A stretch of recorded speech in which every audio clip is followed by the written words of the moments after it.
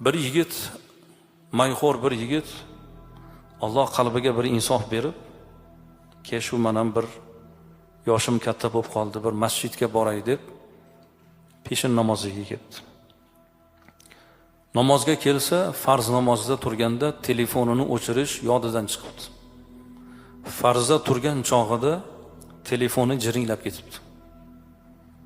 Namozdan keyin odamlar yopirilib kelib, haligi yigitning ustiga qanaqa odamsan, ahmoqmisan, jinnimisan, nega telefoningni o'chirmaysan, bunaqa qilsang nega namozga kelasan, nega halol berasan deb turib, 3-4tasi yopirilib kelib vajohat bilan yigitning ustiga kelib shu gapni gapiribdi. Qo'rqib ketibdi.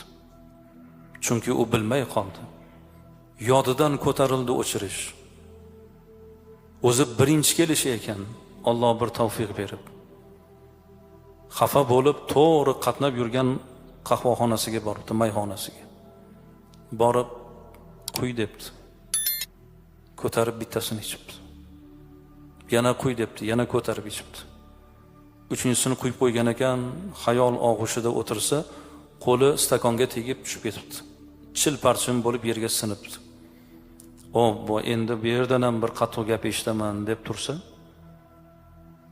o'sha yerning egasi kelibdi-da, yelkasini silab, xijolat bo'lmang debdi. Haligini singaniga xijolat bo'lyapsizmi? 100tasi sinmaydimi debdi. Insonning qalbi sinmasin debdi. Qarangki, birgina o'sha yerdan shirin so'z topgan yigit yana o'sha ishini davom ettirib, o'sha yerni doimiy yana mijozga aylanibdi. Nega biz yaxshi so'z ayta olmaymiz? Bir-birimizga qo'pol gapiramiz. Ko'chalarda yurasizlar, sal yo'lingizni to'sib qo'ysa, sal sizga halol bersa, ana keyin aytishni ko'ring. Oldingizni to'sib, nimalarnidir gapirib, nega musulmonlar bir-biriga yaxshi gap gapira olmaydi? Nega biz bir-birimizga shirin so'z ayta olmaymiz?